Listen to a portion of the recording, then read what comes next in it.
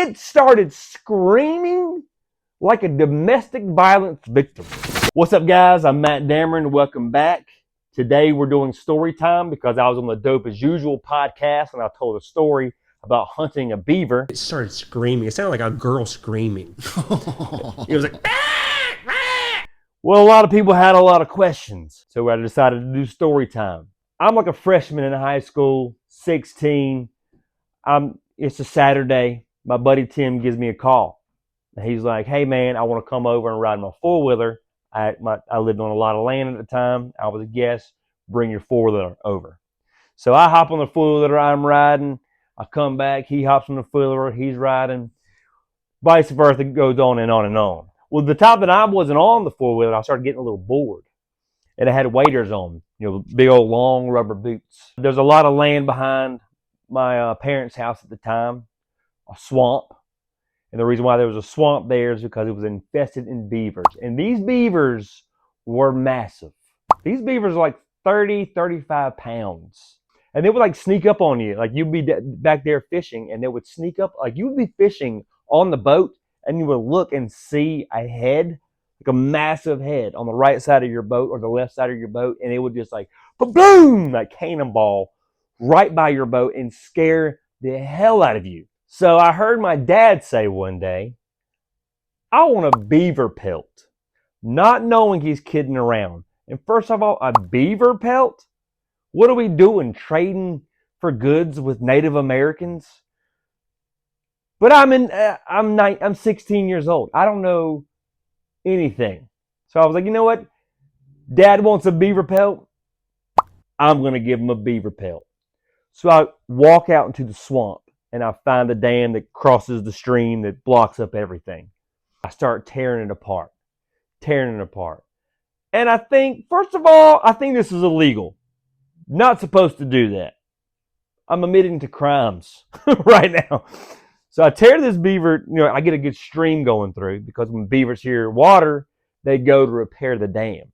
And that was the whole plan. So Tim comes back on the four-wheeler. He's like, hey, Matt, what are you doing? I was like, we're killing a beaver today. Get ready. And he was like, okay. Because Tim, he's down for anything. He's ready. So Tim was like, all right. So we go back to my house. We get our shotguns. We drive down the trail. We get down. And there's a rock that kind of overhangs the water. And the sun's starting to set a little bit. It's getting kind of dark. And we're waiting. And we hear a splash. Uh-oh. Here comes the beaver. And we get ready. And we're sitting there and we're looking around. And all of a sudden we see a massive head just kind of floating down the creek. I'm like, damn, look. There it is. And he's like, okay. I was like, we got to unload on 3. What? Unload on 3? Okay. And we raise up. 1, 2, 3. Boom, boom, boom, boom. We just start unloading on this thing, right? This water's freaking flying up anywhere. We don't even know if we're hitting it. So at this time, sun setting. Complete dark. It is dark. We can't see anything. And we need a boat to get to where we're going. And I have a boat and it's down the trail. We hop on the four-wheeler. We go all the way down the trail. We get to the boat. The boat has a rope on it. Tied on the back of the four-wheeler, drag the boat all the way down to the scene of the crime. And we get out of the boat, and we have to push this boat through like 25 yards of marsh. And we're stepping in the marsh, like dragging it through the marsh. And it's a lot of work. And we finally get it to the water, like half in the water, half on the marsh. And I get in, Tim gets out, pushes the boat, gets us on the water. Now we're cooking. So we're going down this creek, and it's like we're paddling. We got our boat oars, and we're paddling, and we're looking. We got a spotlight, so we kept on spotlighting every now and then while we're paddling, spotlighting. And dude, there was a little teeny island in the middle of this creek. The good Lord just placed it there on purpose for this beaver. And there was the beaver laying on this island. And I don't know much about wildlife, but I watch a lot. At the time, I was watching a lot of wildlife shows. I watched a lot of hunting shows. Some kids woke up and watched cartoons on Saturday morning.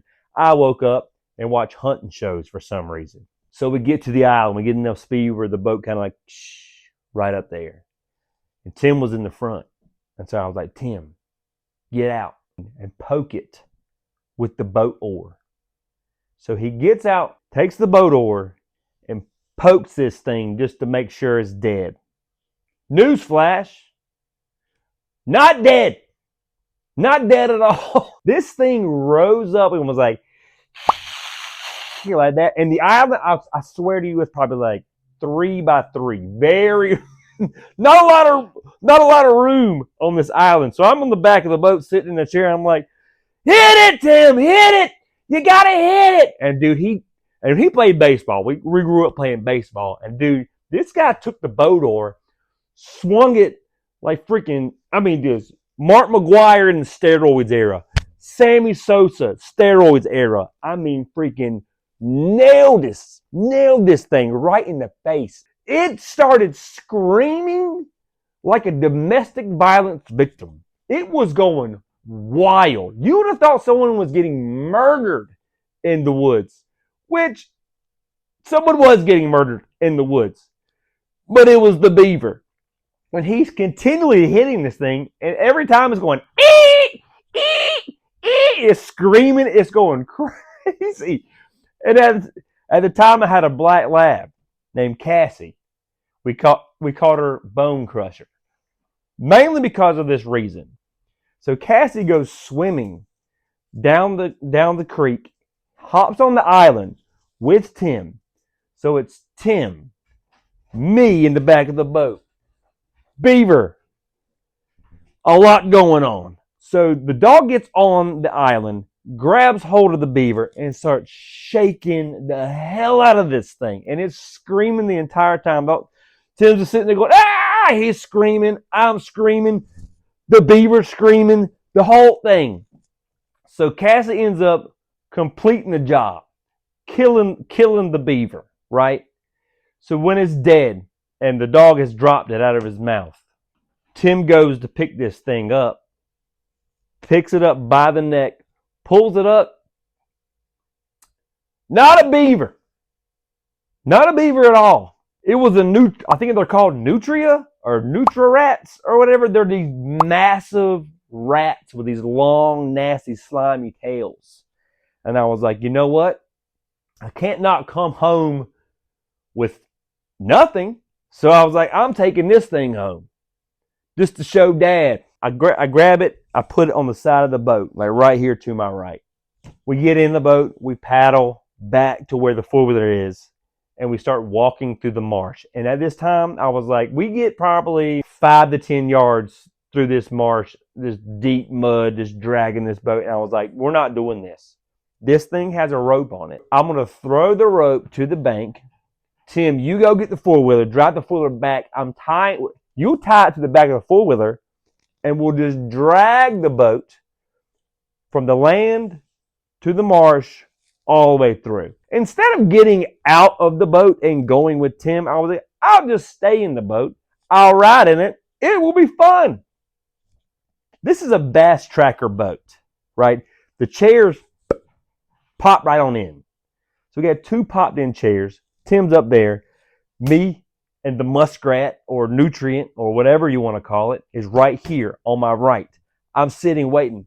He's like, you ready? I was like, go! Instead of like waiting for the tension to build on the rope and then go, Tim just goes 0 to whatever real fast.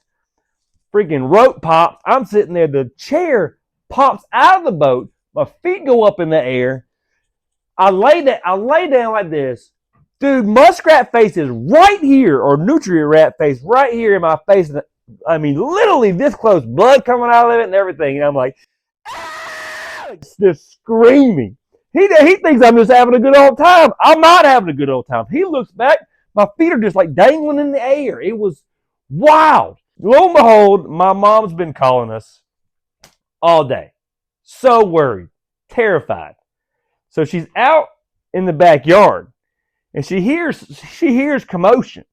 And so she thinks we're not doing well. She thinks somebody's getting hurt.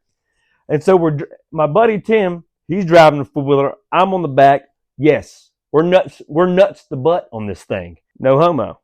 And so we're driving, and I got my hand on the back of the four-wheeler. Tim's driving, and we got this muskrat just draped on the front of this four-wheeler. And we come out of the woods and out in the backyard, and my mom sees this gross, dead-looking thing, and she's pissed. Dad gets home, sees it. We can't do anything with that. You got to get rid of it. So you got to go out there and bury it. So I go out there and bury it. I dig a deep hole, stick the nutria in there, cover it up. 24 hours go by. Cassie, Bone Crusher, goes out there, digs it right on up. Dig another hole, put it in there, put center blocks on it, and it stays. It's good for like a month, 2 months, and I don't know. I guess Cassie got bored, and she goes out into the backyard, digs around the center blocks, goes under and gets it, and it's nothing but like bones now. So I had this crazy looking skull with these massive teeth. They're like, it was pretty cool looking. Moral of the story: